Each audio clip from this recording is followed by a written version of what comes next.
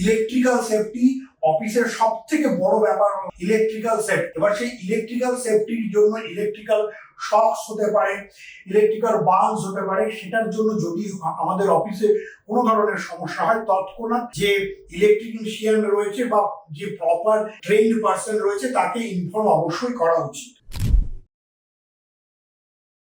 তো আমরা ইলেকট্রিক্যালের কি কি সেফগার্ড আমরা মেনটেন করতে পারি? ইলেকট্রিক্যালের জন্য আমরা সেফগার্ড মেনটেন করতে পারি যে ইলেকট্রিক কর্ড বা কেবল রয়েছে সেটাকে আমরা ঠিকঠাক ভাবে রয়েছে কিনা অবশ্যই সেটাকে আমরা রেগুলার ওয়াইজ ফলো করব। যদি দেখা যায় যে সেই কেবলটা অনেক সময় একটা কেবলের মধ্যে অনেকগুলো প্লাগ পয়েন্ট আমরা লাগাবো না, তাতে কিন্তু আমাদের কারেন্টে চলে যাওয়ার একটা বিশাল বড় সমস্যা হতে পারে এবং ইলেকট্রিক্যাল প্রবলেম অনেক বেশি হতে পারে। সবসময় আমাদের ইলেকট্রিকে যখনই আমরা ব্যবহার করব, যে কেবলগুলো রয়েছে সেগুলো যেন প্রপার ISI সার্টিফাইড কোম্পানি হয় বা সেগুলো আমরা ব্যবহার করব, যাতে আমরা ইলেকট্রিক্যাল শক বা ইলেকট্রিক্যাল হ্যাজার্ডস থেকে আমাদের রক্ষা করতে পারি।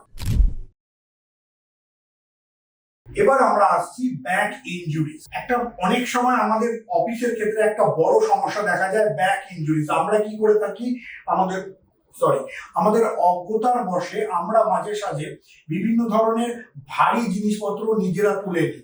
এবার সেই ভারী জিনিসপত্র নিজেরা তুলে নেওয়ার পরে আমাদেরকে কিন্তু ব্যাক ইনজুরিজ হওয়ার চান্স থাকে। তো সেই কারণে আমরা যে কোনো কাজগুলোই যখন করব, আমরা আমাদের নিজেদের শরীরকে রক্ষা করে অবশ্যই সেটাকে করতে হবে। ম্যানুয়াল হ্যান্ডেলিং, কোনো জিনিস, খুব ভারী জিনিসকে আমরা ম্যানুয়াল হ্যান্ডলিং করব না। যদি সেই জিনিসটাকে তুলতে হয়, তার জন্য প্রপার যদি কোনো জিনিসপত্র, ভারী জিনিসপত্র থাকে, সেটাকে নিয়ে আমরা অবশ্যই সেটাকে আমরা ব্যবহার করব।